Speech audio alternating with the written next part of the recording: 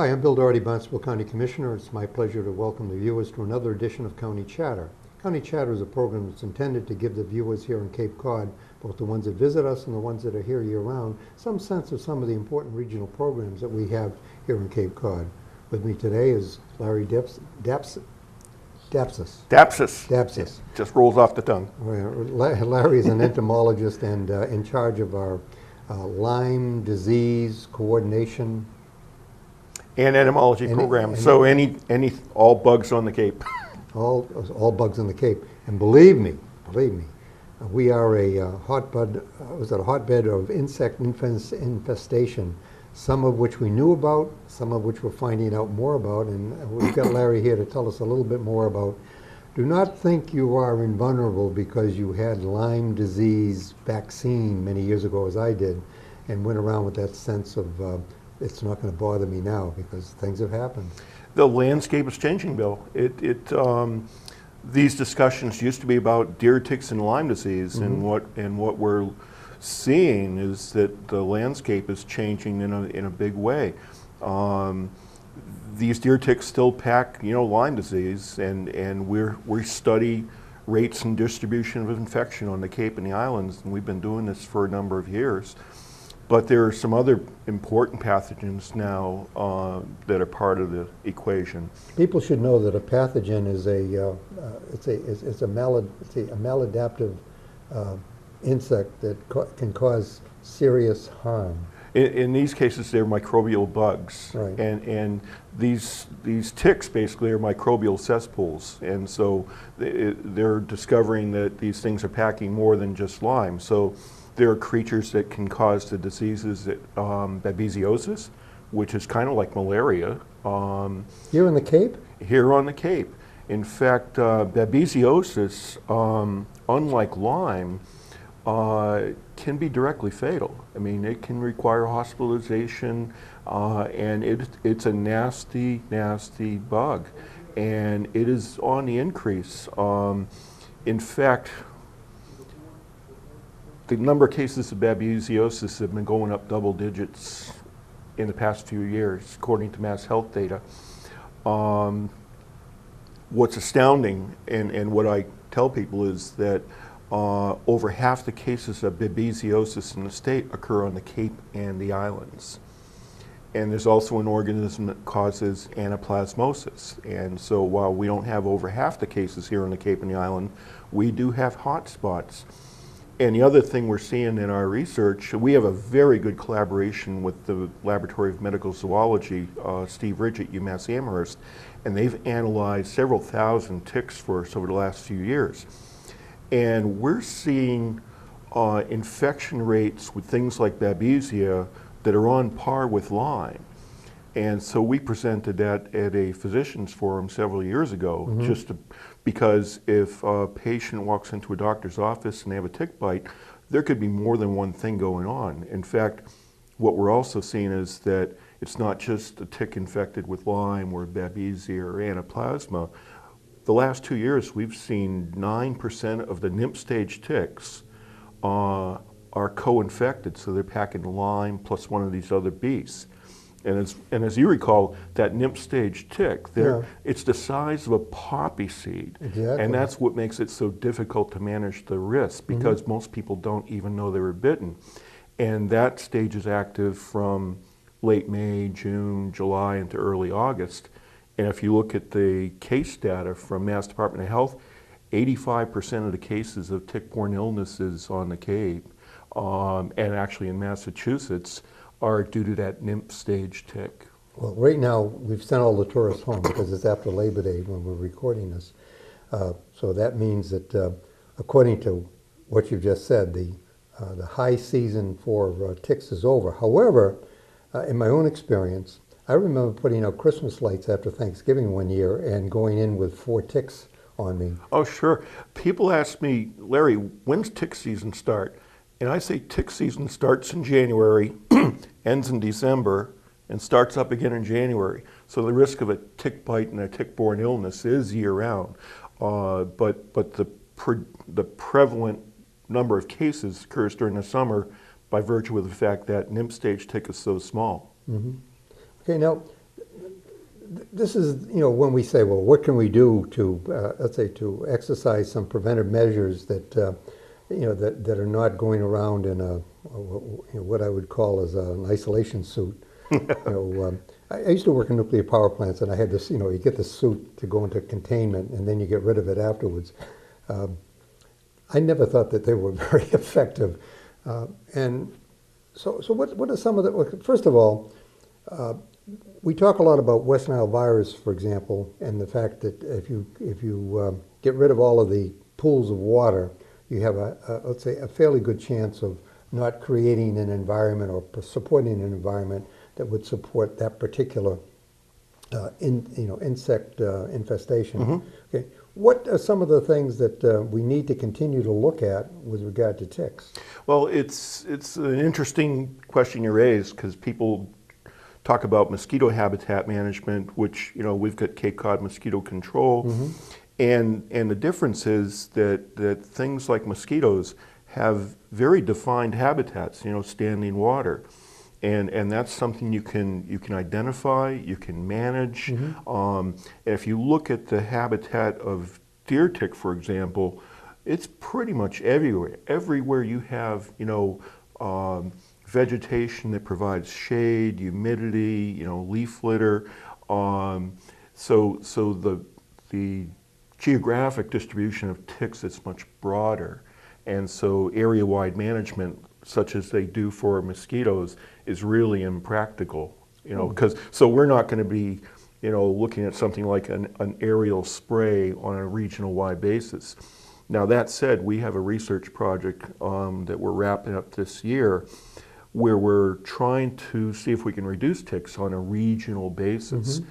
And what we're doing is exploring the use of feeding stations where deer and other creatures like raccoons come in the feed, and as they feed on a bait, like corn, they're treated with a pesticide, permethrin, to kill the ticks before they lay eggs.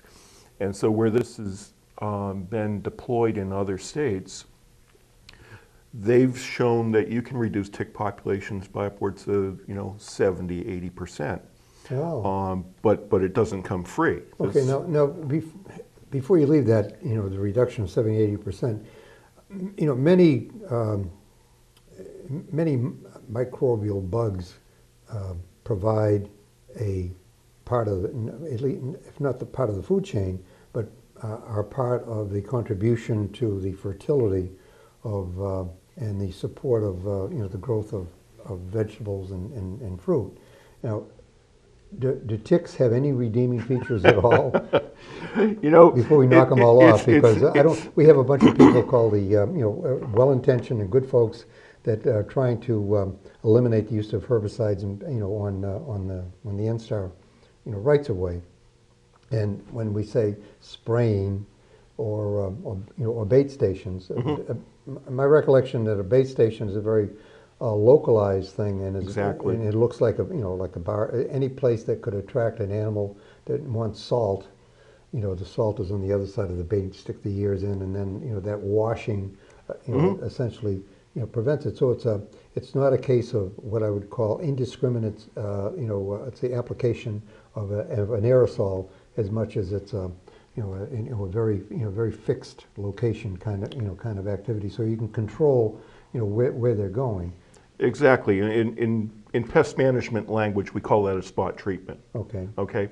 And to your earlier question about where do ticks fit into the system, I don't really have a good answer to that, but an underlying principle of ecology is that everything's connected. Yes. And the other thing I will offer up is that no matter what we do, we are not in any danger of eliminating tick populations from our ecosystem. So they're always going to be part of the landscape. But we're just trying to see if we can manage these either on a regional basis. And you talked about your nuke clothing. Clothing is perhaps our best line of defense Mm-hmm. against preventing a tick bite and getting the risk of a tick-borne illness. Well, as I remember, the coveralls were always white. You could get them in the disposable, like that Tyvek Yep, Tyvek. And you'd zip them up and wear them, and then toss them after after you use them. I can't imagine that people would go out and buy Tyvek outfits in order to work in the garden. I don't think so either, but it would work. I'll tell you that. And why would it work? Because you're preventing the tick from finding an exposed skin. Okay, so a lot of us on Cape Cod don't wear socks. Men and women. The guys. Matter of fact, I got a pair of boat shoes on now. I'm not wearing socks. Mm-hmm. And most women. I was in school today, and most of the teachers were wearing flip-flops or open shoes and not wearing any stockings. So you have a lot of exposed skin at a level that seems to be, if I were a tick, I would be attracted to it. Yeah, let's talk about that for a second, because that's an important part of tick behavior that I point out to the general public in my meetings, is that, all right, flip-flops are a no-no. You're just asking for trouble, Mm-hmm. depending on what kind of habitat you're walking around. I've seen plenty of people walking out of trails in Nickerson State Park wearing flip-flops, and I just kind of cringe. But let's say you're wearing your boat shoes. Let's think about that tick life cycle again, that nymph stage tick. Yeah. They are basically down in the leaf litter. So the first place that tick is likely to attach, unless you're crawling around on your hands and knees, is going to be your footwear. One of the things I've recommended a lot to people is that we've got repellents available. So if you have exposed skin, even if you're wearing flip-flops, and I tell people that, consider a repellent, and automatically people think products that contain DEET. Well, I had to go out the other day and get some, repellent, because my wife was on me. My tomatoes are reaching that stage where, how shall I say, they've gone past the, the nice ripe stage, and I'm trying to fight off the ending blossom rot and see what I could salvage. Yeah. So as I was going out there, she says, I think you've used up all your off. So I remember I went down to Barnstable. I went to look for this. Was it permethrin? Well, actually, this particular product contains DEET, but what I tell people is that DEET is really for exposed skin. Okay. And all that means is that you're going to have protection where that DEET is. Okay. And a tick will just keep walking until it finds an area that doesn't have DEET. It doesn't knock them off. No, they will not fall off or jump off. It truly is a repellent rather than a retardant. Right. Okay. And so they're effective. You just have to kind of be mindful of it. Okay. There is another category of repellents that contain an active ingredient called permethrin. Okay. All right. Permethrin actually it's a repellent. It's an insecticide as well. And one of the things about permethrin is that it bonds very tightly to fabric. So let's get back to your footwear a second. Yeah. If you were to treat your footwear with permethrin, and that's the first place that nymph stage tick is going to attach, what I have found is that 60 seconds of exposure to a treated surface with permethrin is enough to kill that tick. Okay? Sounds like I should be wearing sneakers rather than, when you said fabric, rather than leather shoes. It'll bond to any organic surface and stuff. And where can you get this stuff? That has been the problem to date. Up until 2 years ago, you could only buy it at Eastern Mountain Sports or the Powderhorn Gun Shop, and you kind of had to be in the know. I don't even know where the Powderhorn Gun Shop is. Downtown Hyannis. Okay. And so one of the things that I have been doing is to try and increase points of distribution. So I've been talking to different garden centers. Mm-hmm. So and they've been very accommodating once they kind of understand that this repellent is very different than this repellent and affords a lot of protection. I can tell you that since I started using permethrin treated clothing, and I've been here 2.5 years now, I haven't got a single tick bite. Okay, it's out of. Well, I know that you're out there with that towel. Yes, we do. We're out there. That's our high-tech sampling device, dragging a cloth on the ground. But if you treat something like socks or your pants, including what I tell people is turn your jeans inside out and treat the inside of the cuff in case ticks come up from underneath. That's smart, because they're going underneath anyway. Exactly. Yeah. And you got to think like a tick, Bill. Think like a tick. and stuff. And one of the attributes of this product is that you treat fabric, it'll stay active through 6 washings because it's not that water soluble. Is it an aromatic? This is an aerosol product. You can buy water-based sprays, but this is the formulation that you would typically find. What I was asking was that, that some people have asthma. Okay, and that if you have a spray, however effective, if it's has a high degree of aromatic, it's one that would affect. Sure, aerosol-sized particles can trigger a lot of things. There are water-based formulations, like in a pump sprayer, which is a coarser spray, larger droplets, and they're not, going to atomize and stuff. So there are alternative formulations for people that want to manage that risk. I think people need to know that. That's a good thing to know. Yeah. Okay. So we've come up with some recommendations for, let's say, for personal protection. Correct.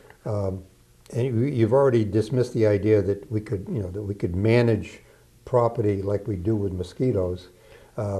Now, in the spring, the reason I don't grow tulips anymore is because they turned out to be, a salad for deer. And I was afraid of 2 things. One, my frustration with seeing all of my tulips disappear, just having, having the heads bit off of them, and then attracting deer to the property, so that they would be dropping off their burden of ticks. At the same time, I think when we talked about that, we also have to be concerned about control of small what do you call them, vectors like voles and white-footed mice is a real important player. The fact is, deer tick is a misnomer. This creature feeds on 125 different vertebrate hosts, including birds, shrews, mice, deer, raccoons, whatever. People ask me about, deer coming near their yard and dropping off ticks. Well, if a tick drops off a deer, and you have to really think about the life cycle again, if a tick drops off of a deer or another animal, it's because it's done feeding. And these ticks have a 2-year life cycle. So a tick that drops off from a deer in your tulips is not an immediate threat. Okay. But that said, we talked about, area-wide management. So we wouldn't look at something like, mosquito control. But one of the things I strongly urge people to consider is that in addition to personal protection, like permethrin-treated clothing, tick checks, which should become, I sound like a nagging mother or father at times. Actually, depending upon your age and the condition of your significant other, checking them out for ticks, is a good excuse to get them out of their clothes, Sure, it's like in managing tick-borne diseases, it's good to have a buddy, okay? But the other thing you can consider as a tactic besides, personal protection are perimeter yard sprays. So you're not going to find deer ticks residing in the middle of your lawn, okay? It's just, sunny, low humidity, it's unfavorable habitat. They're going to die, okay? But where you have a transition from your lawn to like underbrush or shade from, shade trees, even ornamental plantings and stuff that provide shade and leaf litter and humidity, you can consider there are services that will come out and put on a spray.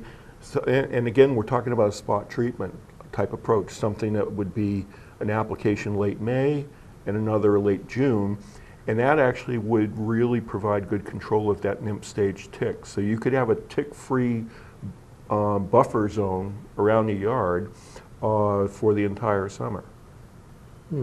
Yeah, I think that's important to know, and I would suspect, based upon having gone to the fertilizer management hearings, that there are many landscapers on the Cape that really know their business and can really help you with that. Absolutely, and the thing to consider is that a number of the products that are effective in this regard contain products like active ingredients like permethrin, but there's alternatives being developed and tested that are based on natural product chemistry like rosemary oil or cedar oil. So if people are nervous about something like this, and I don't think they need to be, there are some other things that are under in play.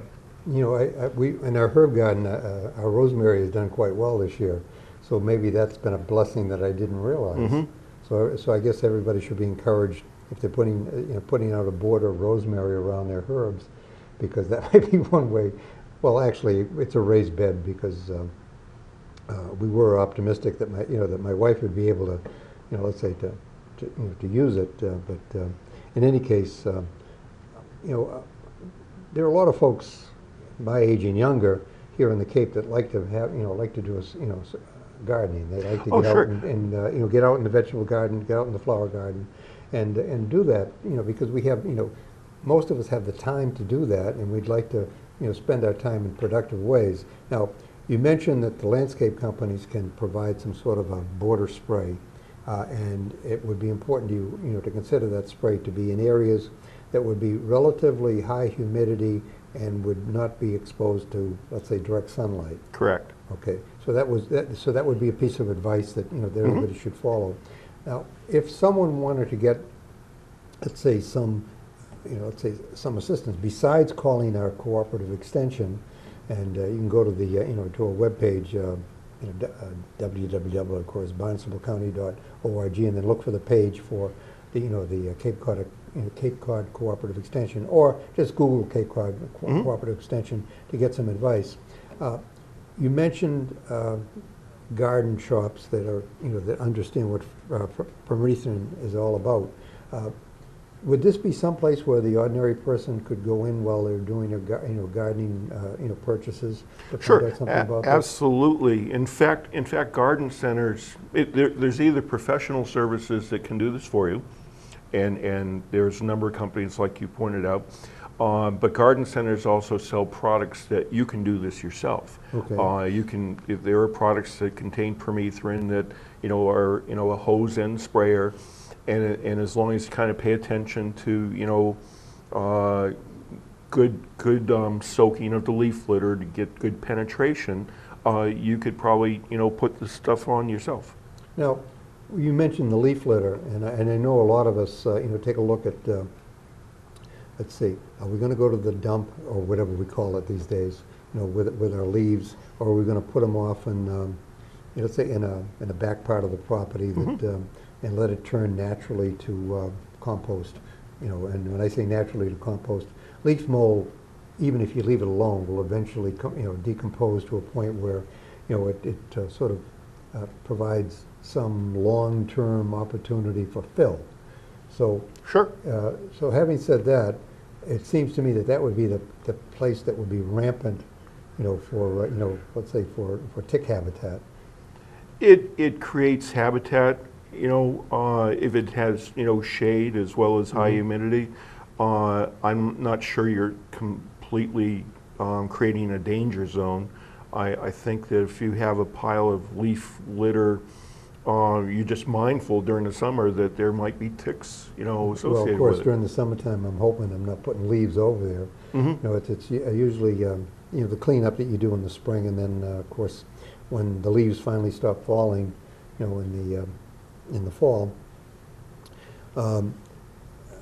Okay, so here we are. We've talked about personal protection, some area control, some places where you can get some advice and assistance as to how to find out what you need to do specifically. And of course, the recommendation that I would always make is that we have lots of well-qualified professional landscapers on the Cape who know lots about fertilizer, who know lots about pesticide and herbicide management, and they would be, personally, I think your money would be well spent if you brought somebody in that that was a professional. Sure, and I've actually done several workshops for the Cape Cod Landscape Association. Okay. So I have a certain level of interaction with that industry. Be sure to tell them that that I was promoting the fact that it's always wise to go to a professional, somebody who knows what they're doing, in order to get the best application of practically anything with regard to landscaping. And of course, brings up the next point as to where all of these fellows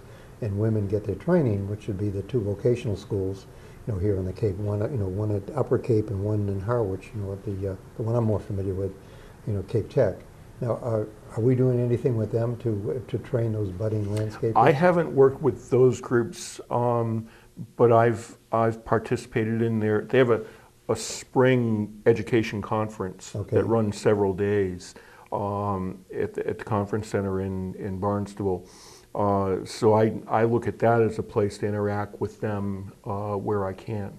Okay, well, I think that's good to know because, the kids that go there for landscaping, really are very, they are very ambitious to know what they need to know in order to, let's say, in order to do the job, and also to understand, something about the tools, and of course, the proper application is an important tool. Of, Oh, what they absolutely. do. And I know, of course, that their teachers, are very, very sensitive to protecting the environment and managing it properly. No, stewardship is part of their professional charge. And of course, we go back to Genesis, which tells us that we are stewards because we're given dominion over everything. Now, we mentioned landscapers. The biggest area of open land that is used on the Cape is the golf courses. What kind of feedback do you have from the golf course managers with regard to tick management?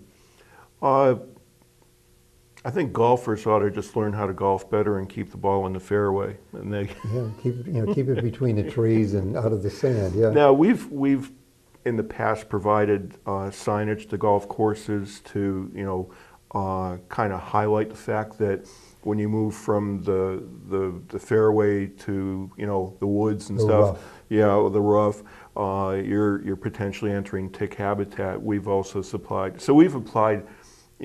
our extension, our written extension materials in the past to people. Now we used to give out a card, and until we ran out of money, we used to have this little tweezer. No, it wasn't a tweezer. It was like It's like a little crowbar. Yeah, like a little crowbar that you basically could. It had like a slit at the end of it. Sure. And you could slip it under the tick. Yeah, a little and lift it V-shaped up. groove. Right. Yeah. And stuff. Which is important because I think that we've told people that you shouldn't try to pick a tick off. No, with in your fact, fingers. what I tell people in my meetings about proper tick removal is that blunt objects like your fingers, that's a bad idea. You might just be squishing bugs into yourself. So even if you can't find that little crowbar thing, pointy tweezers are very effective ways to remove ticks. So you just grab it by the head, close to your skin. Because I've had people tell me about, Larry, what about scraping it with a knife? What about putting on a chemical or something? And How about the old one about put a cigarette in its ass and sort of to back out? yeah, it's like I'm not sure, because you're still got the tick's head and its salivary glands, and that's where the bugs are. I should be dead now. My mother used to do that to me all the time when I was a kid. I tell you, if deer ticks and Lyme disease were prevalent when I was a kid growing up in Worcester, I would have had it 500 times, and we'd be having this conversation through a Ouija board. Okay, well, believe it or not, time goes pretty fast, so we're pretty much done. So, Especially when you have such an engaging subject, right? Yeah, engaging. Infestation is always engaging. Okay, if somebody wants to find out more information, they can call. Let's say they can call. What's the number they call over the cooperative extension? Oh, for me, Yeah. 508-375-6642, or look me up in our directory on barnstablecounty.org. Okay, well, with that, I want to thank the viewers for watching another edition of County Chatter, and I hope you've gotten something out of finding out about, what you can do to protect yourself against ticks, and I hope you pay attention. I'm Bill Doherty, Barnstable County Commissioner, and you've been watching County Chatter.